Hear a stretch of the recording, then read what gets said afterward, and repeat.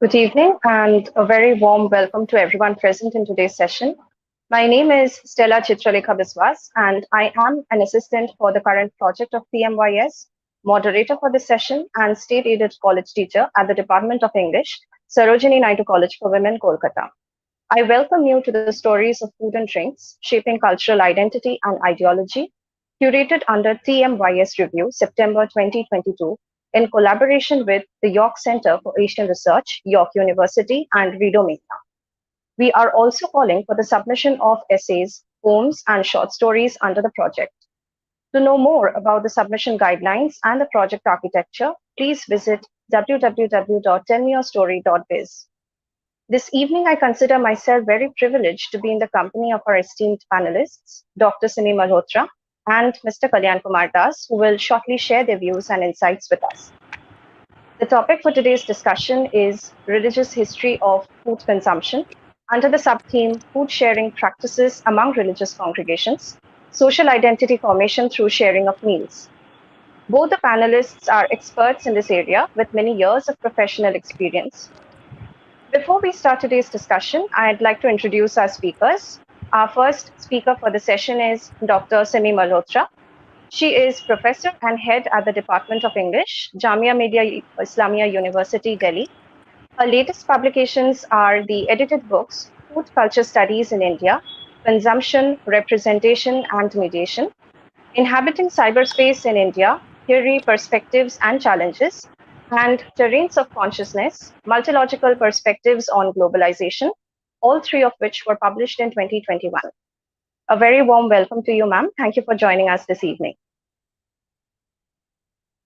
Our second speaker for the session is Mr. Kalyan Kumar. He is assistant professor at the Department of English, Presidency University in Kolkata. His research articles have been published in the Economic and Political Weekly, Dewey Studies, etc. He has recently finished writing a research article on Ambedkar and Nietzsche for the journal Critical Philosophy of Race, published by Pennsylvania State University Press. Some of his other works on Dalit studies have been published in Contemporary Voice of Dalit, Sage, and Bangla Journal. He has also guest edited a special issue on Dalit studies of the journal Shonglap, Journal of Literary and Cultural Inquiry. A very warm welcome to you, sir. Thank you for joining us this evening. So now we open the forum for discussion. I would request Dr. Malhotra to share her insights. Ma'am, over to you now. Thank you so much, Stella, and thank you for inviting me to this particular discussion. So without really wasting much time, I will just say what I have to say. Since this session is primarily about food sharing practices in religious congregations, the obvious thing that comes to my mind, and I will be talking about today, is the institution of langar.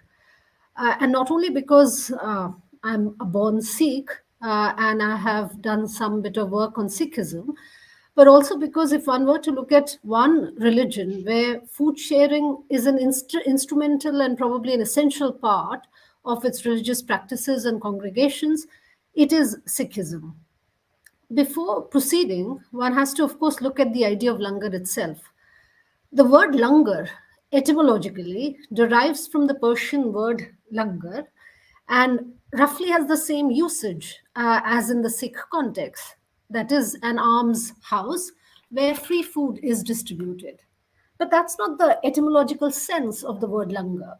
Etymologically, langar means anchor, and langar as anchor gets used in other contemporary Indian languages as well. For instance, in Bengali, the word for anchor is nor. I'm pointing this etymology out because the whole idea of food practices, of food sharing, being the very word and the word being used for that being langar or the word anchor suggests the kind of anchoring role that is given, especially in Sikh religious practices, to the idea of food sharing. Langar, in its extended meaning, of course, in a religious context, implies food being given out to everybody. And of course, I will speak about that a little later. But I must also point out that this practice was not really started by the Sikhs, because even before the Sikh religion came into being, In Punjab, as late as 12th century and early 13th century, Saint Baba Farid, who was a Sufi saint of the Chishti Gharana, he had already started the institution of langar in Punjab. So the institution of langar was already in Punjab a couple of centuries before the time of Guru Nanak. And particularly, of course, in Sufi shrines, the institution of langar was an established practice. The Sikhs would have, of course, further institutionalized it and made it their primary principle, but it wasn't invented by the Sikhs. And that's something that I did want to point out. And of course, as the story goes, and these are of course from the Janam Sakhi, so these are tales that we have about the life of Nanak. When Guru Nanak was around 12 years old or so, his father apparently sent him out with a certain amount of money, and he asked him to do what he called Sacha Soda, which can be roughly translated as true business. And what Guru Nanak did with that money was not to actually go and buy some merchandise or sell something. He spent that money on buying food and distributing that food to the needy people. And that's how the story goes. And that Sacha Soda that he practiced, which he was asked to do by his father, became the first instance of langar, which of course subsequently got replicated and got institutionalized within Sikhism. And now, of course, for the last 500 years or so, it is a well entrenched practice, and it often gets referred to as Guru Ka Langar. But the beginning of langar was Sacha Soda. So the 2 points that I want to make is that as far as langar is concerned, not only is it connected to the idea of the anchor, that it is, since etymologically it's related to the Persian word langar, but it is also connected to the idea of Sacha Soda or true business. Now, Langar may have, of course, begun as a Chishti Sufi institution, but within Sikhism, following the practice of Sacha Soda that Nanak had spoken about, it gets institutionalized. And by the time we have the second Guru, that is Angad, and the third Guru, that is Amar Das, Langar becomes an inseparable institution for all Gurudwaras, and that's what recorded history shows. Now, in terms of the spiritual principles on which Sikhism is based, and of course, I can't really discuss all of that, but there are three primary principles that often get talked about: Naam Japo, Kirat Karo, and Vanchako. Naam Japo would roughly mean meditating on his name. Kirat Karo would roughly mean doing good deeds, and Vanchako means sharing and eating. Out of the three principles, which are, of course, central to Sikhism in some ways, sharing food becomes, therefore, a kind of, and it gets to have a kind of an anchoring role, not just in terms of the practices that get followed in Gurudwaras in terms of Guru Ka Langar, but also in its spiritual cosmology. And there is a lot of importance which is given to the idea of Vanchakna or to Vanchaku. Now, one can, of course, look at how the langar functions, where the idea of food sharing gets even more pronounced in some ways. In the context of food restrictions that we know of, and of dietary practices that we know of in India, and of course of eating together, especially in a caste Hindu society, a caste-ridden society like India, where interdining, of course, would be unthinkable for many communities. The practice of langar or the institution of langar is quite unique in the sense that the idea is that one can sit irrespective of who you are on the same floor in the same row and eat the same food which is cooked by the same set of people. And of course, these are people who are indeterminable in some senses. You do not know their caste or community, or other identity markers or their gender. And you get served also by another set of people who again are indeterminable in terms of whether what caste they belong to, what creed they belong to, what family they come from, what gender they belong to, and even sometimes which religion they may belong to. And so therefore this idea, especially in the context of the larger context of India, where caste Hindu practices would of course have many prescriptions when it comes to interdining, it appears like a fairly radical practice in a society like ours, especially when it comes to something as fundamental as food sharing and eating. Incidentally, of course, the food which is served, and this is also something that I must point out, is vegetarian.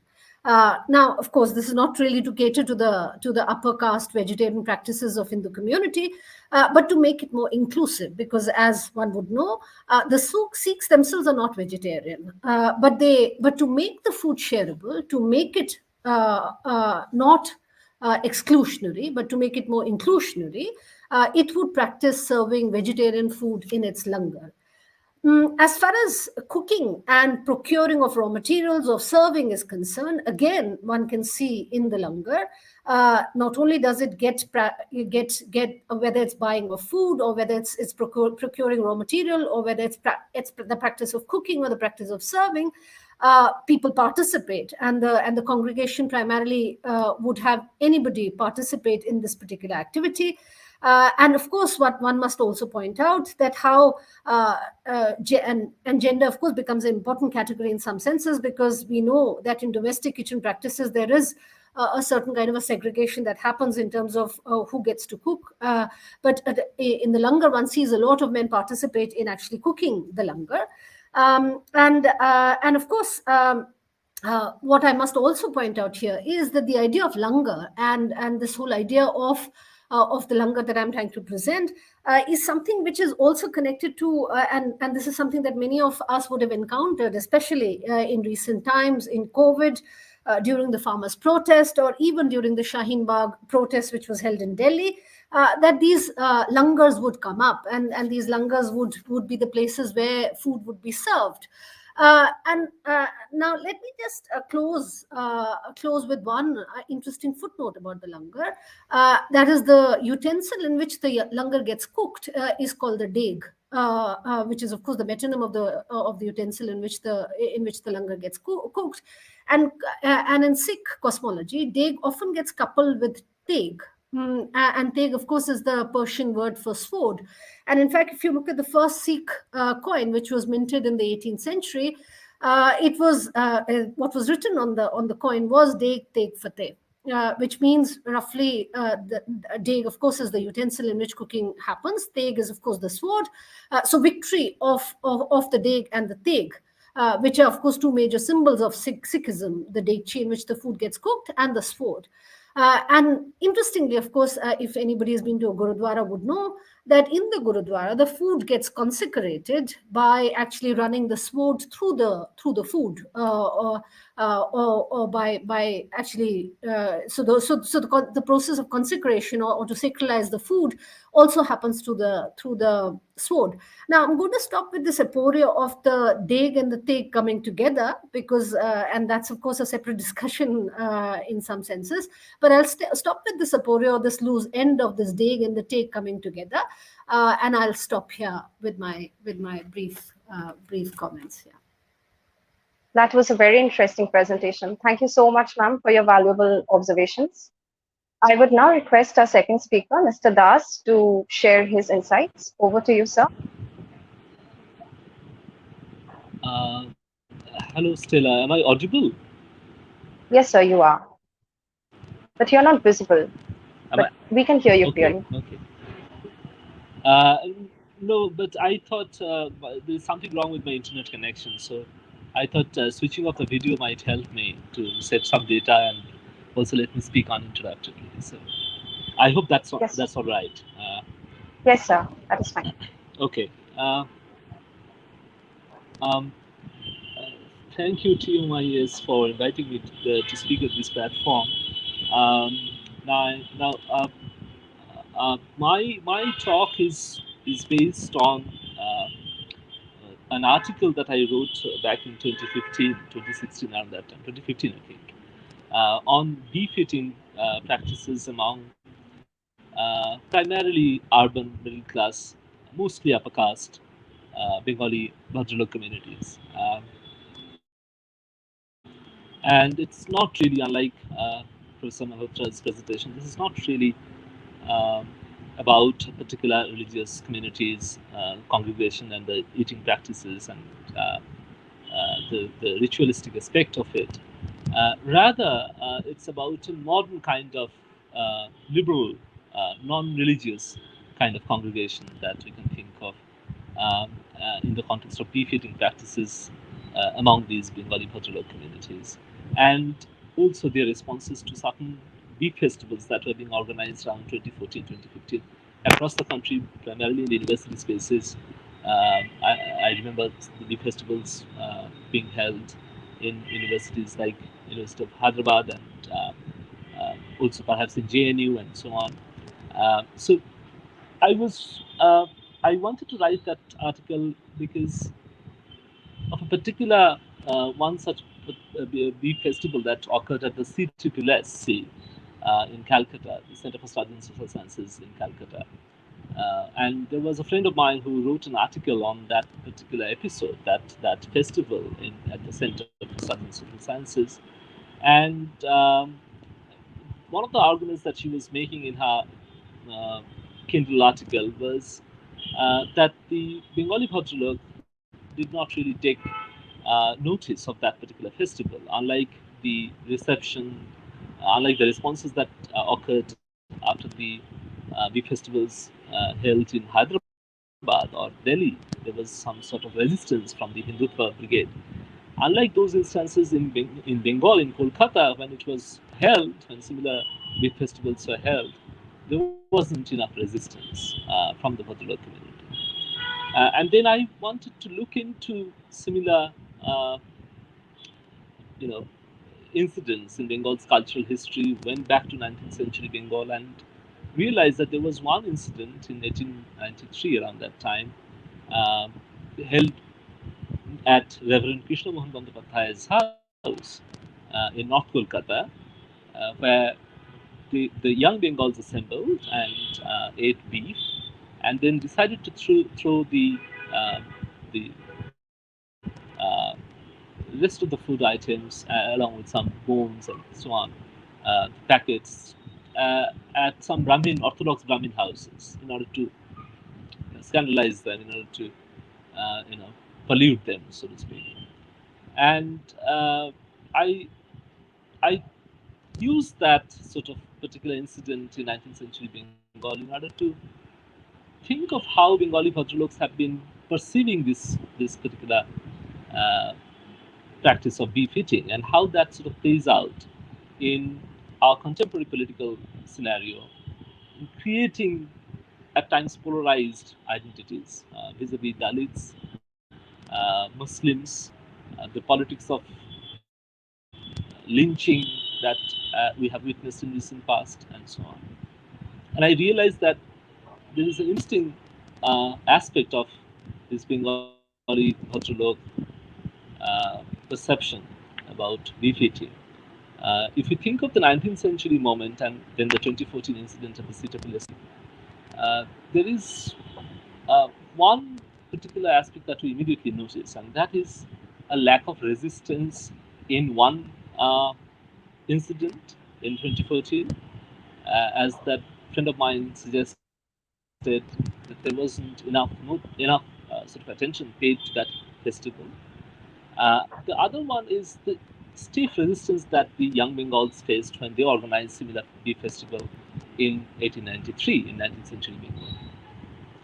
And when I started looking into this sort of this difference between the two moments in Bengal's cultural history, socio-cultural history, vis-a-vis beef eating, I realized that the Bengali Bhadraloks claim to be a progressive community, often rested on uh, you know having certain food practices that are otherwise uh, not uh, not performed by similar upper caste constituencies in the Indian subcontinent.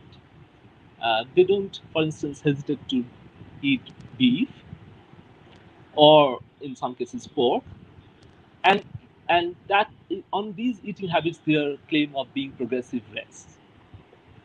So there is a certain kind of progressivism that they associate with certain food practices, eating habits, and beef goes somewhat.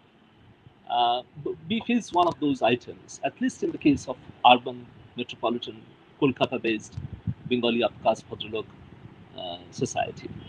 At least a fraction of it. It can't be homogenized. There are, thousands of Bengali upper caste Hindu Bhadraloks who don't enjoy beef. They find it repulsive, etc. but there is certainly a large, at least culturally more visible section in the Bengali Bhadra community that enjoys beef. And then the question is, wasn't there enough participation in the beef festival that was organized in 2014? Why was it the case that they didn't apparently take note of that particular incident? They didn't participate in it. The argument that that friend of mine, that scribe of that article, puts forward in her piece is that there was an Ambedkarite politics behind the 2014 Beef Festival, and the caste Hindu Bengali Bhadralok don't really like that kind of anti-caste ideological background behind that kind of beef festival that was organized at the city place.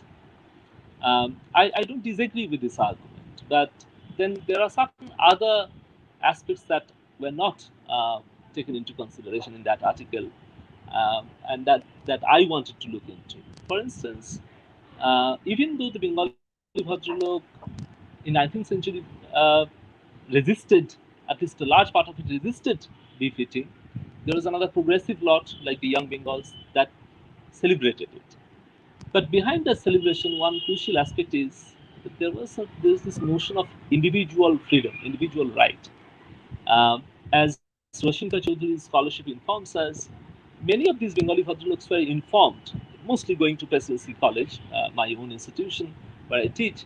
Many of these people used to celebrate such eating habits, beef eating in this case, uh, because they thought their articulations were based on individual liberal notion of individual right. They used to read Tom Paine's Rights of Man. In fact, we from Chaudhury's scholarship we know that there was a large sort of population in Presidency College, the Hindu college, that used to celebrate Tom Paine's writings. He was one of the most uh, read authors of that time, uh, alongside other canonical British writers, uh, from Shakespeare to Alexander Pope. So one of the crucial sort of philosophical perceptions that walked behind such articulations of the young Bengals, a progressive part of the Bengali cultural community, was that there is this individual notion of individual right, um, and when we think of the contemporary acts of the events like the festival in at the City PLSC 2014 incident, uh, this notion of individual right is a rather contested one. Uh, it is more entangled with the collective community right, the rights of Dalits to eat beef, to be allowed to eat beef in some sense, and the rights of Muslims to eat beef, whatever food item these minoritized constituencies want to enjoy. So it's not essentially about individual rights, unlike the 19th century incident. Uh, and when it comes to this sort of very interesting entanglement of a liberal notion of individual right with certain food habits, uh, in the context of Bengali socio-cultural history, we can see that uh, there are certain constituencies that are by default excluded from this sort of this progressivism, the claim on progressivism. The claim on progressivism is the sort of you know is the mainstay of Bengali Bhadralok's cultural hegemony, socio-cultural hegemony, uh, and the way it constitutes its in the way Pierre Bourdieu talks about the term taste, distinction, social distinction. So Bengali Bhadraloks are, Bengali upper caste Bhadralok people like Brahmins, Vaidyas, and Kaistas, they are more progressive because they allow themselves to eat beef, etc. That many other upper caste constituencies across the Indian subcontinent do not enjoy. So the Bengali upper caste people are less casteist or more progressive than the other similar constituencies across the subcontinent and beyond in the diasporic community, perhaps. So there is this sort of a claim on progressivism that we can take note of. And beef eating becomes a constituent part of that claim of progressivism. Um, but that claim of progressivism is based on individual right. One of the distinctions that we should be able to make is that, unlike those instances, whether it's the 1893 Young Bengal uh, big festival kind of thing that occurred at Krishna Mohan Bandyopadhyay's house, or the contemporary habits of many of my upper caste Bengali Bachelor friends go to different food joints, beef joints across the city.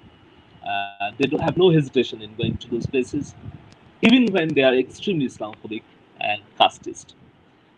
So it is basically about a question of individual liberal notion of individual right, nothing more than that.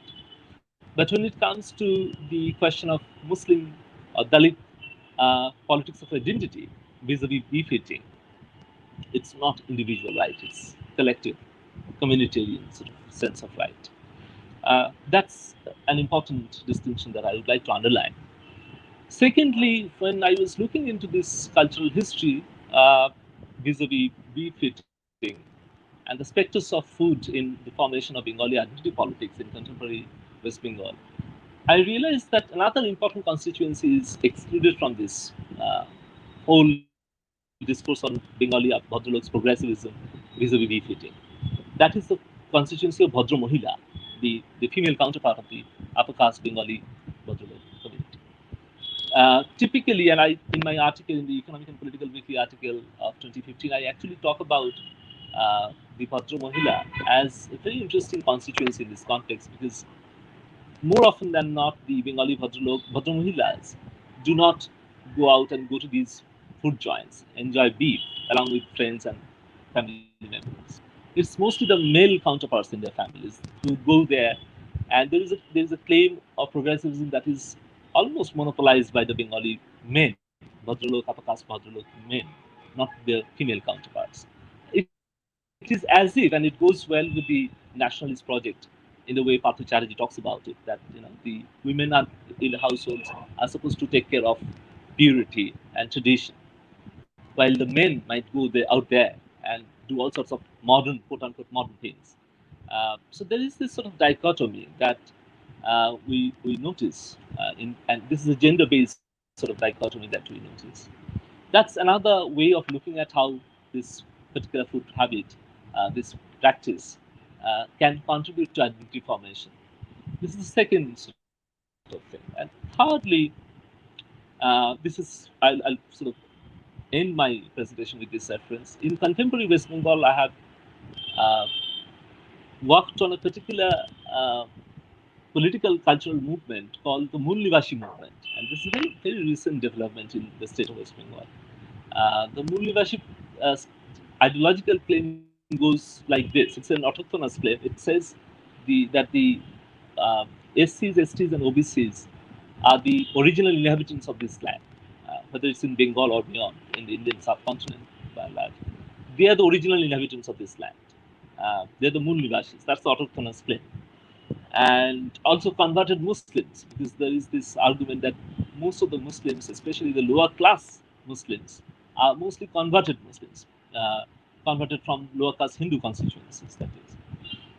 So the converted Muslims, SCs, STs, OBCs together create almost 80, more than 80% of the Indian population, and they are the Moonlivashis. And the political, cultural other, the social other, is of course the upper castes, and it's based on a Fule-like ideological formation that says that the Aryans are invaders, colonized the non-Aryans, the Vedian people, and gave these subjugated people lower ritual ranking by accommodating them within the caste system, within the Brahminical Aryans sort of Hindu kind of caste system, by giving them low ritual ranking. That's how the caste system sort of started operating in the Indian subcontinent. There is this sort of Aryanization theory of caste or Aryan invasion theory of caste that we are familiar with. So the Moon leadership politics is based on that. When I was reading that friend's article on the Center for Studies in Social Sciences B Festival episode, one of the arguments that she puts forward is that there is a consolidation, there is a reference to this, that there is a consolidation of Dalit Muslim politics in the state of West Bengal. And she refers to 2011 rise of the Trinamool Congress and Mamta's rise in sort of in forging alliances, not just political but also social, and cultural alliances between subordinated social groups like Dalits and Muslims in West Bengal.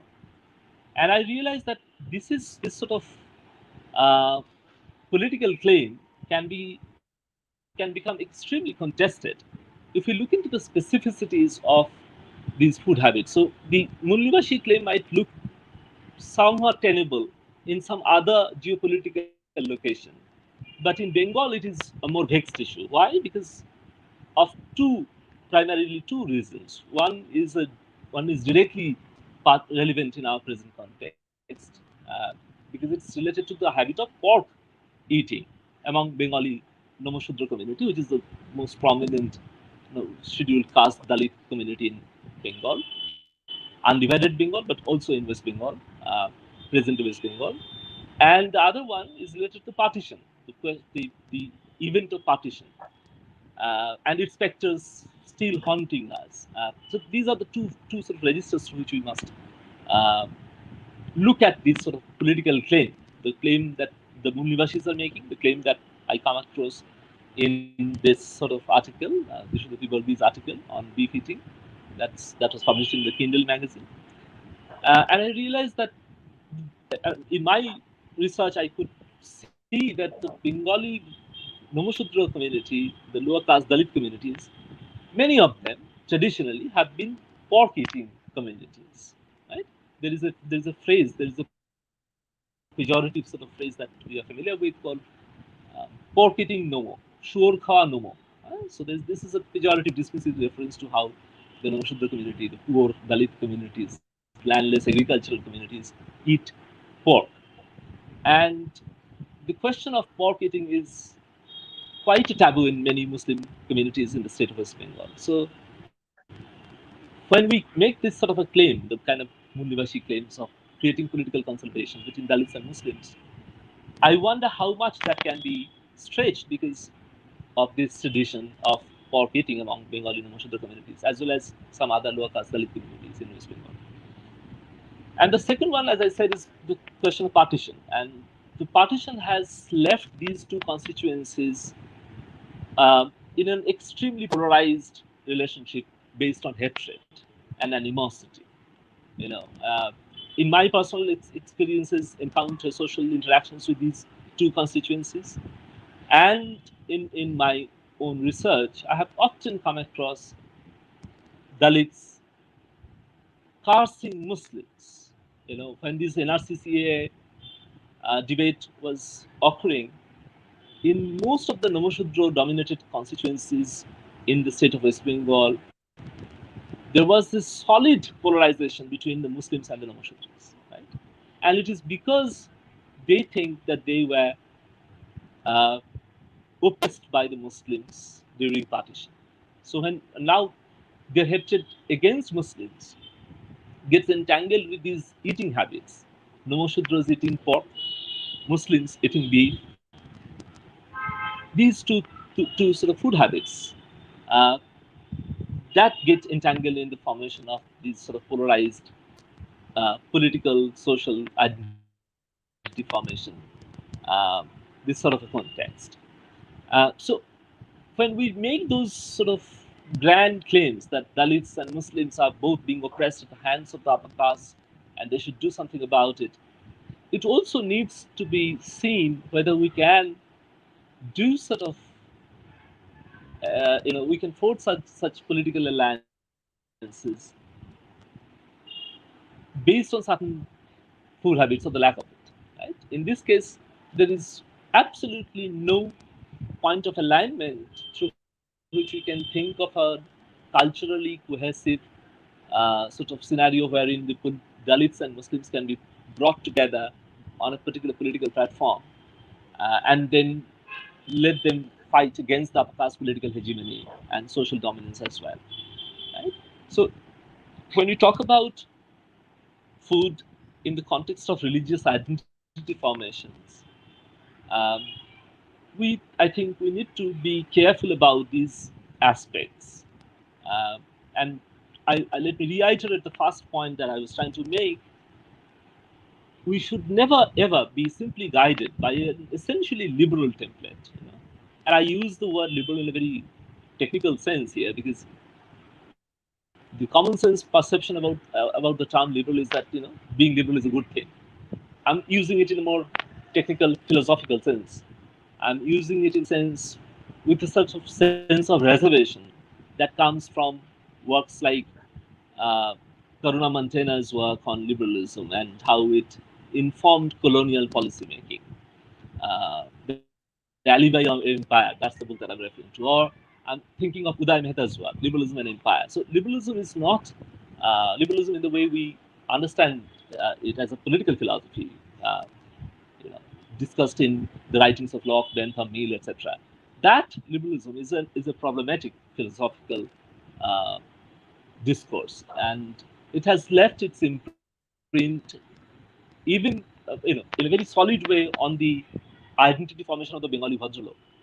I remember Ranajit Guha's book, reading Ranajit Guha's book, Rule of Property in Bengal, where it's a book on political economy, on the permanent settlement policy, how it came into being. So it's also an intellectual history kind of work, uh, wherein Guha is showing us how the permanent settlement policies came into being, but also, more importantly, in this context, how permanent settlement policies resulted in the formation of the Bengali Bhadralok, landed Bengali upper caste Bhadralok community.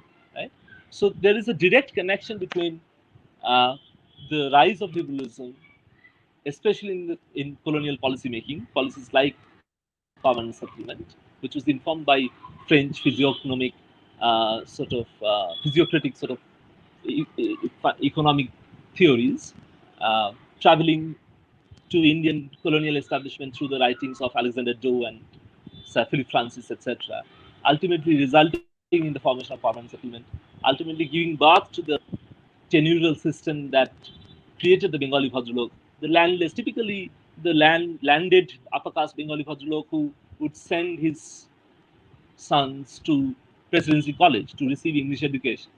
And then a large chunk of that community would then Bengali Bhadralok, right? Not hesitating to eat beef. But that discourse, right from its outset, is a problematic one. That claim on progressivism is a dubious one. Not simply because upper caste people are inherently casteist, that kind of thing. I'm not getting into that. That's a polemical statement to make. More interestingly, as Roshin Choudhury's scholarship suggests, as I look into these connections, I realize that that notion of liberal individual right, which is a very competitive one, it goes very well with the capitalist logic as well.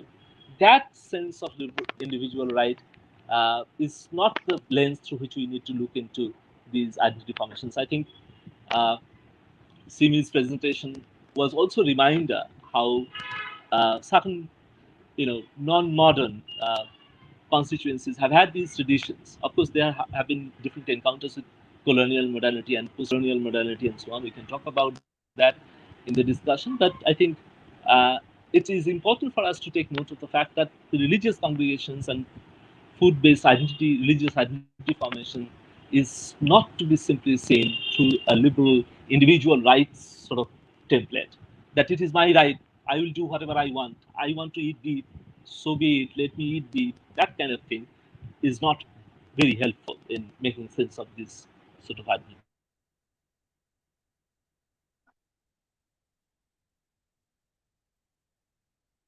That was a really thought-provoking talk. Thank you very much for your insightful observations, sir. Our third speaker for the session is Mr. Aqeel Ihsan. He is a PhD history candidate at York University, specializing in migration and food history. His research interests focus on the South Asian diaspora, currently residing in Canada. His doctoral dissertation seeks to conduct a food history of Toronto by placing smelly cuisines at the center and chronologically tracing the history of the most prominent site where South Asian immigrants, beginning in the early 1970s, would purchase and consume South Asian foodstuffs, the Charadanya Bazaar. He has unfortunately not been able to join us for the live discussion tonight due to unavoidable circumstances. However, he has been kind enough to send us a pre-recorded video of his presentation, which explores how food sharing practices took shape within the Goan Canadian community, questioning the importance of Goan food for this immigrant group in Canada. We would now like to play the video and listen to Mr. Ihsan's opinions. Good afternoon, everybody. My name is Aqeel Ihsan, and I'm currently a third-year PhD history candidate at York University. And today I'll be presenting to you my paper titled Feasts and Festivals, A History of Goan Canadians. South Asian, Indian, Pakistani, Christian, Hindu, Muslim, all different ways to describe people who identify themselves as Goan. But what about coconuts? Coconuts was the most common word used by Goan Canadians when they were asked to describe themselves. Many chose to use this word because they described themselves as being brown on the outside and white on the inside. This was an interesting way to identify oneself and suggests that there was a difference beyond one's skin color that was important for Goans, and it was in fact their intrinsic characteristics that distinguished them from the other South Asians. In the absence of a distinctive skin color, religion, and language, it was Goan food that allowed Goans to have a unique identity in South Asia. This is one of the conclusions that Andrea de Silva and Brenda Began, the only two scholars to write about Goan Canadians, arrived to in exploring the experience of Goan Canadian women and their efforts to conserve their dietary habits. In conducting their study of 13 women, they found that the cooking and eating of Goan food was central to their identity in the absence of other cultural signifiers. The uniformity of the role cuisine plays in the construction of identity is precisely the idea that this paper seeks to explore, specifically in problematizing Began and de Silva's conclusions. In order to do so, I examined menus from various Goan Canadian cultural organizations that problematizes the centrality of food in the Canadian context as it relates to immigrant communities. As such, this paper will establish the distinctiveness of Goan cuisine from all others in South Asia and the importance that various Goan women attached to the food they prepared. However, by corroborating the interviews conducted by Began and de Silva with menus from various Goan religious and social events, I argued that for the Goan diaspora, being Goan went beyond the food they ate and was not as important a boundary marker for their identity as the scholarship suggests. Goa is a tiny state on the southwestern coast of India that was one of the several Asian ports that was taken control of by the Portuguese in the 16th century. Despite India having gotten its independence in 1947, Goa itself was only liberated in 1961, meaning that the state was under Portuguese rule for 450 years. During this period of colonization, many new foodstuffs were introduced to India through Goan ports by way of the Columbian Exchange. The Portuguese introduced many different crops to India, with perhaps the most important being potatoes and chili peppers. Chili peppers was introduced into Goa by the Portuguese and would later be indigenized and become an important component of Indian cooking, as I'm sure many of you know. Despite the influx of new crops into India, Goan cuisine would become famous for its meat dishes, especially those made from beef, pork, and seafood. This is interesting because despite 66% of the population being Hindu, meat is consumed by nearly all Goans, especially fish. Furthermore, pork, which is forbidden in Islam, tends to be eaten by the 8% Muslim population in Goa. The other major impact was a dispersing of Goans from the mid-19th century onward to various parts of the globe. An estimated 23,000 of whom began immigrating to Canada in the 1960s and 1970s. Of this, 23,000, an estimated 90% of the population arrived from East Africa and Pakistan, and a smaller group directly from Goa. So despite not coming directly from Goa, or for some, never having resided in Goa, and being generations removed, many of the immigrants and their descendants born in Canada identified as Goans. One such Goan Canadian is Andrea de Silva, whose family immigrated to Canada in 1970 from Karachi, Pakistan. Neither of her parents was born in Goa themselves, but she identified as Goan based on her maternal grandparents. Her adopted Goan identity was reinforced by her grandmother and mother, who routinely cooked Goan food. And this was the common thread that tied Goans regardless of where in the world they migrated from. According to De Silva, food was an emblem of ethnic identity that differentiated Goans from Indians and serves to maintain their connection to their colonized past. One of her participants said, "I'm Goan because of the foods we eat, the traditions we celebrate." Another woman stated, "You can't be a Goan and not eat Goan food. You have to eat Goan food. Whether it's the curries or it's the sweets, you have to eat. Everything revolves around food for Goans." Because of the varied origins and places Goans migrated from, eating Goan food linked them not to their birth country, but an ancestral homeland that they identified with.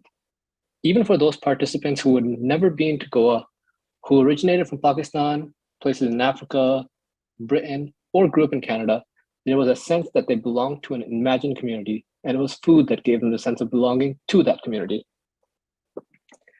So what exactly is Goan cuisine?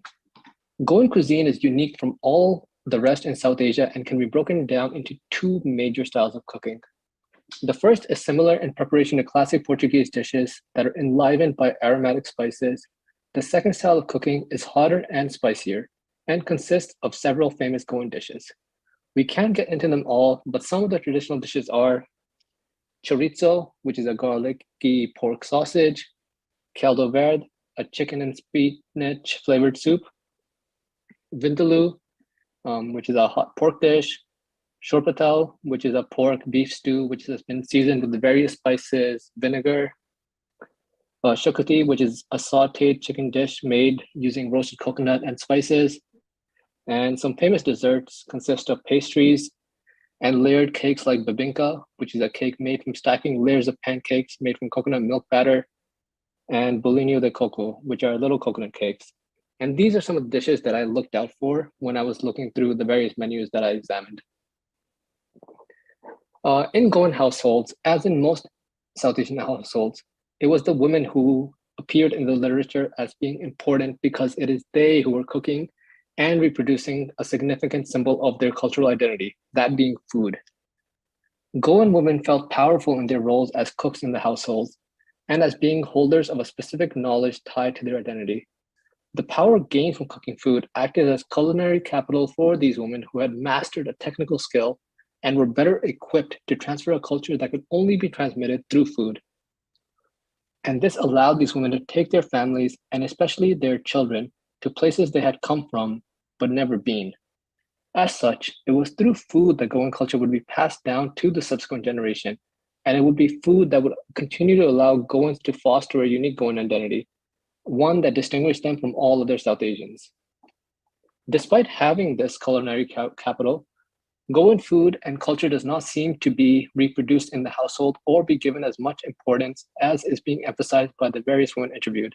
De Silva herself said, "I don't make certain dishes because honestly, they're so time-consuming and labor-intensive. I'm not even going there. Shorpatel is way too much work. I'd much rather prepare something like a fish curry, which I can whip up relatively quickly." Another woman stated that she would rather go for a stir fry, which is much faster and healthier. I mean, talk about shokoti. Look at all the coconut going into that. De Silva also mentioned how some women that she interviewed mentioned how they would remove the seasoning or additional spices from the food before feeding their children in order to better suit their milder palates.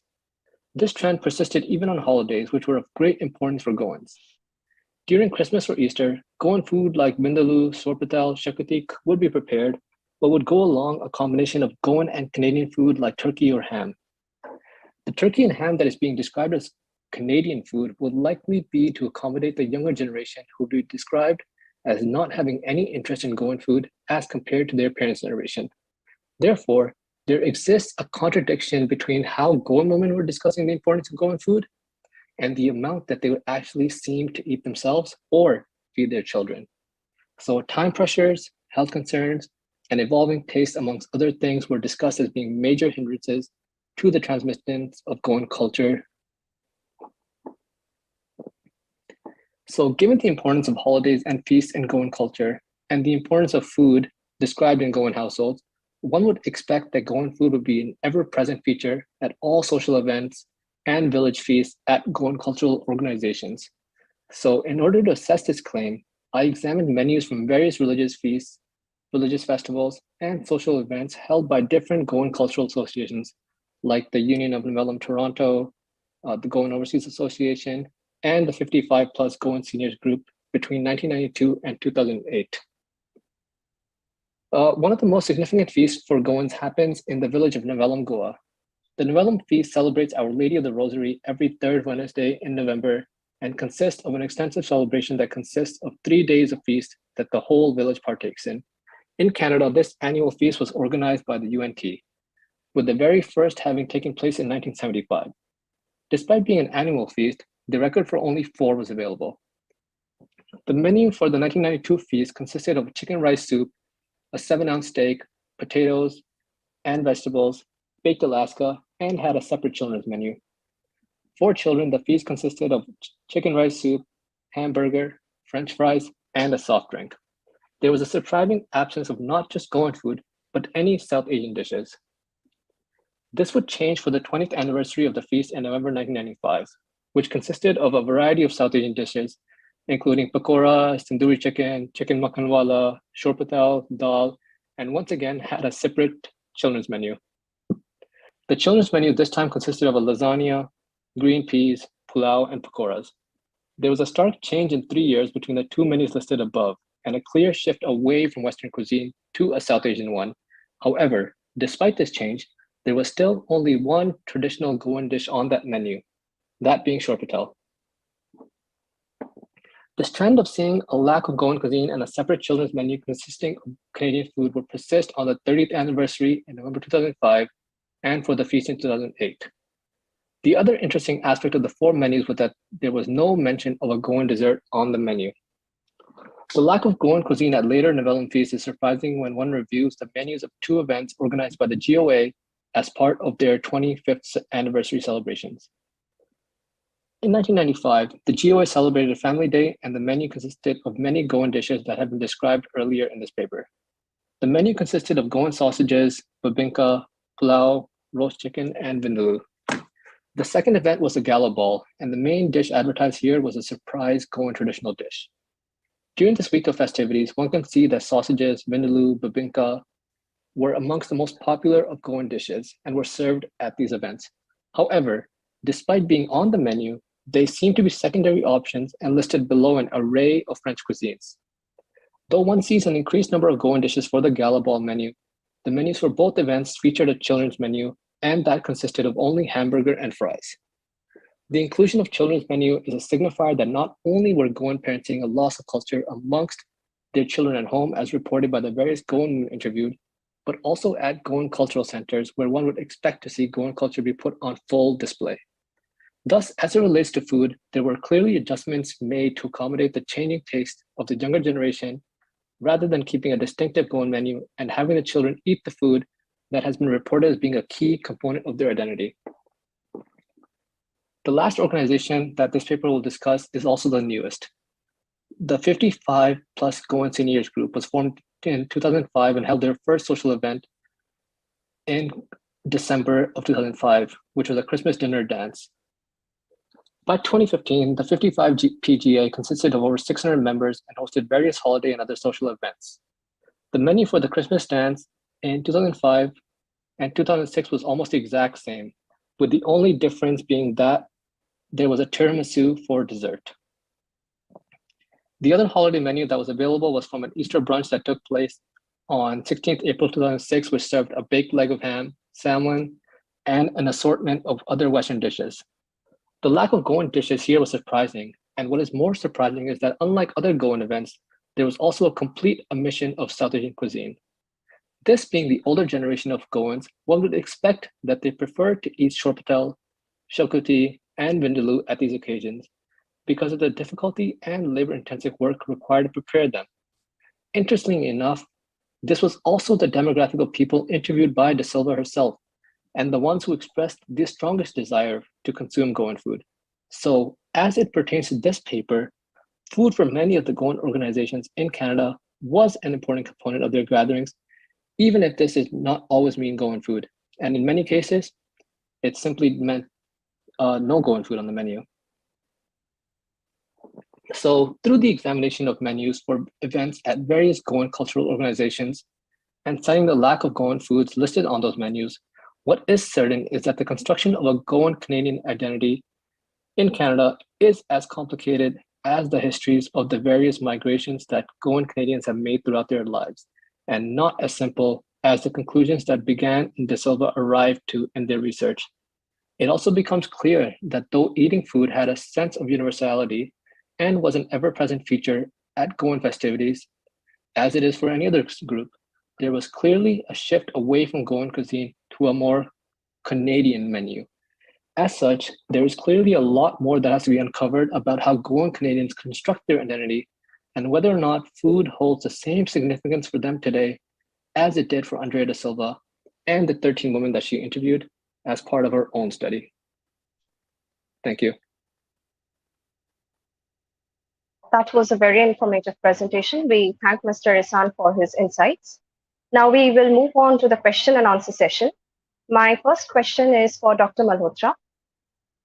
Could an adherence to specific traditions of eating be considered as essential to the preservation of the authenticity of certain cultures within various religious denominations? Right, right. Yeah, I think, I mean, this is, of course, a question which is beyond what I've spoken about, which is about Sikhism. But when one talks about various religious denominations, and of course, there are specific eating practices which are followed by different denominations, which become, of course, a way of preserving the authenticity of that particular community.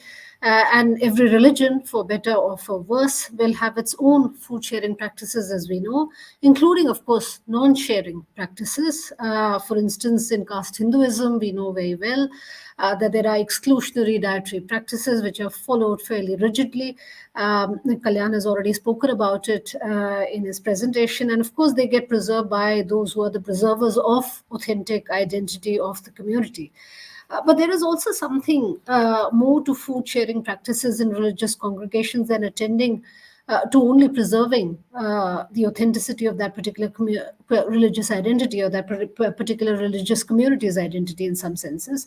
And that is something that we should probably also think about, which is that can sharing become a way or a means to actually go out of the cocoons of authenticity or purity or of what we think of as the identity of a community in some senses, as an ethical gesture towards the other.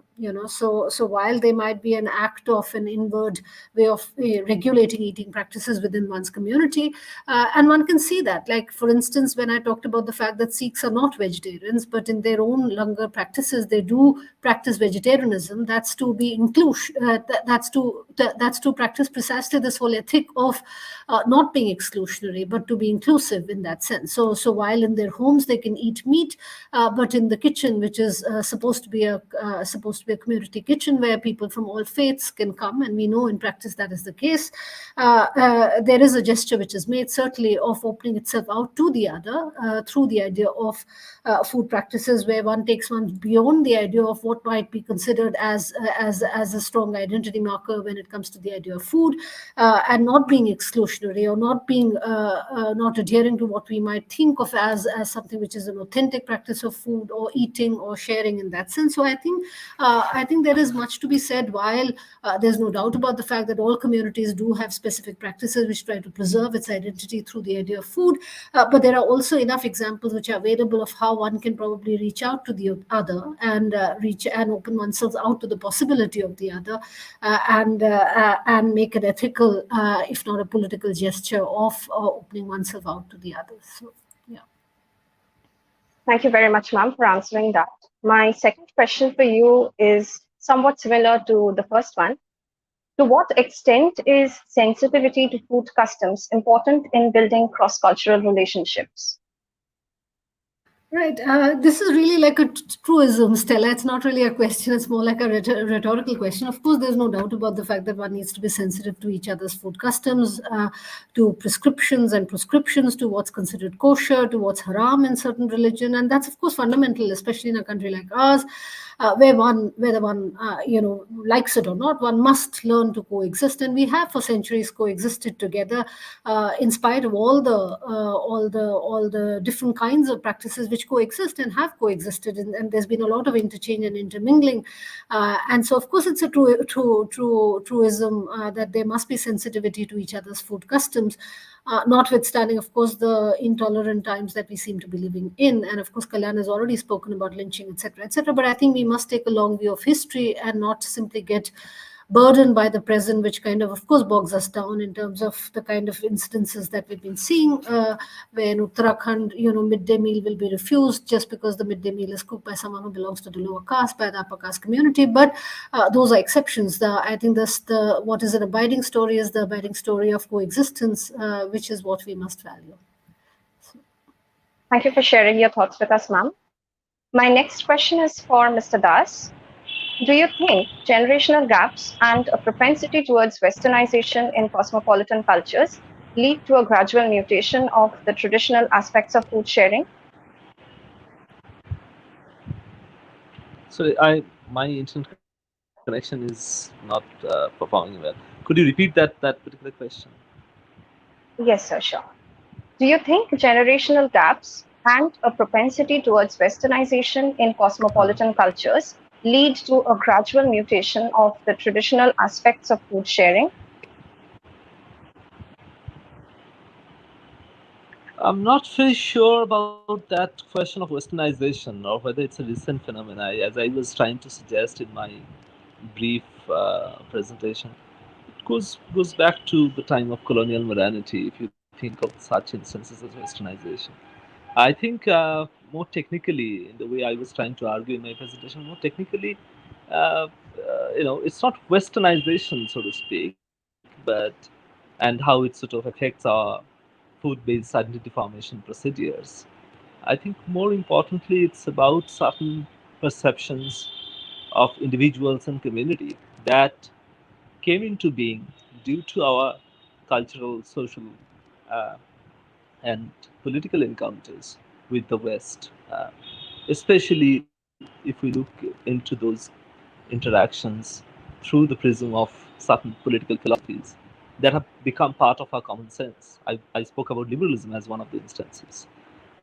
You know, I think that's where the problems get located, whether it's westernization in a very common sense manner in which we talk about, westernization happened and then, there is an erosion of such food-based cultural religious practices and subsequent concomitant sort of erosion of one's identity and one's identity entangled with the sense of tradition, etc.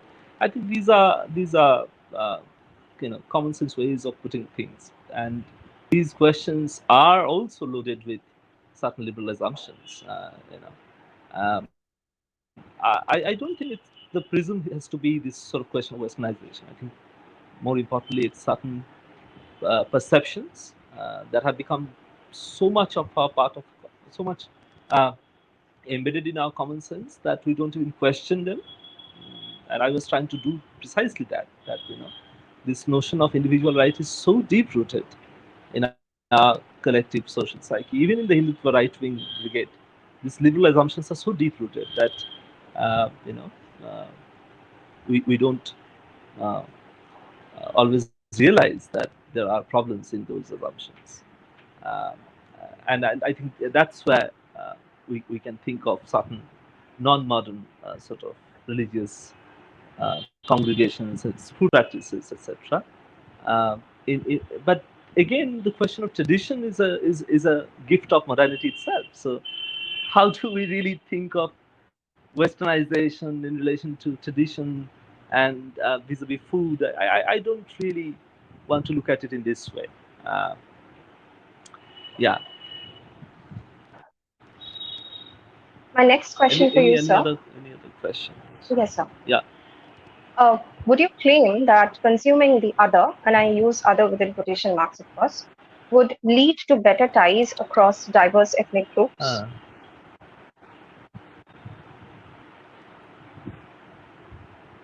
Diverse ethnic groups. Again, I think we constantly talk about uh, you know peaceful coexistence for hundreds and thousands of years. I'm not really uh, I don't really believe in that much in that sort of liberal hope. I think uh, sharing certain food items across religious social groups uh, might not necessarily give us the sense of social cohesion that we might desire, we might look for. It sounds good. It looks like a noble proposition, but I would rather go by a phrase that is relevant to the context in which I made my presentation, the topic that I spoke about, and also in the context of present day uh, rise of rise of hatred among different social religious groups. that's a phrase used by Gayatri Spivak, conflictual coexistence. I think simply think of Hindus and Muslims, or upper caste Hindus and Dalits, as people who should all live together peacefully, share their food habits, to some extent at least. These are wishful thinking. I think these don't really help us. In many ways, these also uh, contribute to the formation of a very problematic US type of multiculturalism. That doesn't really help. I think the element of conflict in democracy is an important one. I don't want to simply think of democracy in terms of consensus building. And given that perception on democracy, I think if we apply that in our present context, I would say that it doesn't always lead us to the sense of social unity and unity in diversity kind of template so conveniently. And because these are constituencies that are living with each other, but also living conflictually, not always peacefully coexisting, as we would love to believe. So there is this sort of there are two, three sort of ideological pockets in this sort of context. One is the pocket of the Hindutva right-wing brigade, constantly, uh, you know, talking about hatred, inciting hatred among constituencies, different communities, different groups.